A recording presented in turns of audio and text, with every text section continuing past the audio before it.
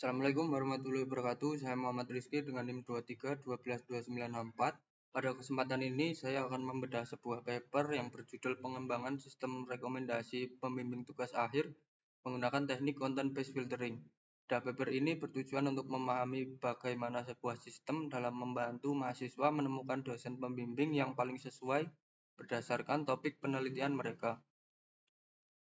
Paper ini diterbitkan pada JIKO 2025 dan membahas penerapan metode content-based filtering dalam penentuan pembimbing tugas akhir yang ditulis oleh Femi Dwi Astuti dan Widya Stuti Andriani. Penelitian ini relevan karena banyak perguruan tinggi masih menggunakan cara manual dalam memilih dosen pembimbing, sehingga prosesnya lambat, subjektif, dan seringkali tidak akurat.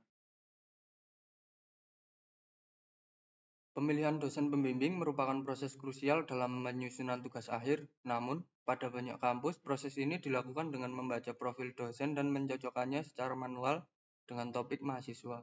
Kondisi ini menimbulkan masalah. Yang pertama, prosesnya lama, subjektif, tidak efisien, rentan ketidakpastian pembimbing. Oleh karena itu, dibutuhkan sistem yang dapat memberikan rekomendasi pembimbing secara objektif dan cepat dengan memanfaatkan analisis teks berbasis konten. Penelitian dalam paper ini bertujuan untuk 1. Mengembangkan sistem rekomendasi pembimbing tugas akhir, 2. Mengukur kesesuaian topik mahasiswa dengan bidang keahlian dosen, 3. Menghasilkan rekomendasi dosen pembimbing yang paling relevan berdasarkan tingkat kemiripan konten. Pendekatan ini dipilih karena mampu bekerja meskipun tidak ada riwayat pembimbing sebelumnya, berbeda dengan kolaboratif filtering yang membutuhkan interaksi pengguna.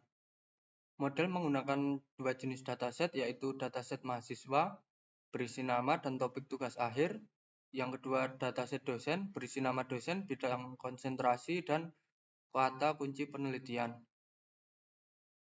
Dataset ini menjadi dasar perhitungan kesesuaian antara mahasiswa dan dosen.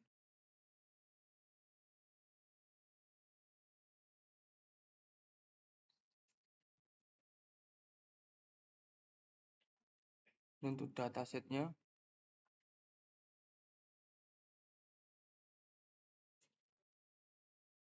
lalu paper ini menggunakan 3 metode.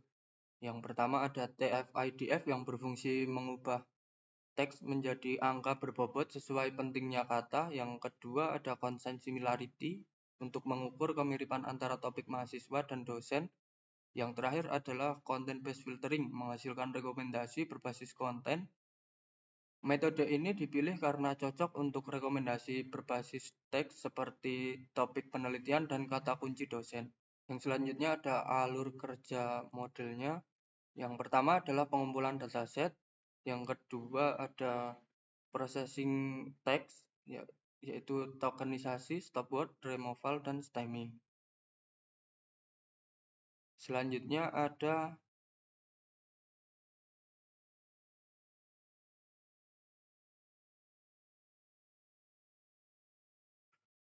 TF-IDF, ekstraksi fitur menggunakan TF-IDF.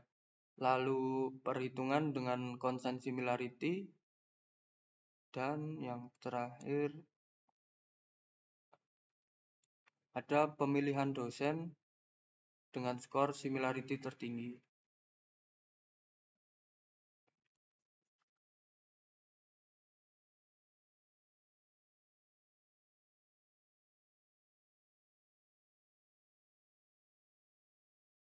Hasil uji model menunjukkan kemiripan antara mahasiswa memiliki nilai rendah, artinya topik mereka berbeda-beda. Namun ketika dibandingkan dengan dosen, sistem mampu memberikan rekomendasi yang akurat. Contohnya mahasiswa 1 direkomendasikan kepada dosen 1 dengan similarity 0,742.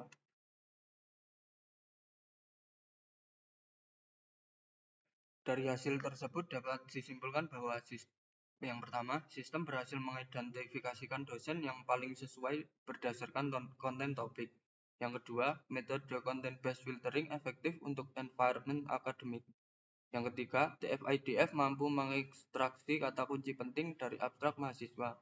Yang terakhir, consent similarity berhasil mengubah teks menjadi ukuran kemiripan numerik. Dengan demikian, proses pemilihan pembimbing menjadi lebih objektif dan tidak bergantung pada persepsi pribadi. Namun, paper ini memiliki beberapa batasan. Yang pertama, tidak mempertimbangkan beban dosen, tidak ada feedback mahasiswa, hanya berbasis teks, belum multimodal data. Saran pengembang di masa mendatang adalah menggabungkan hybrid filtering, menambah bobot workload dosen, memasukkan riwayat keberhasilan bimbingan.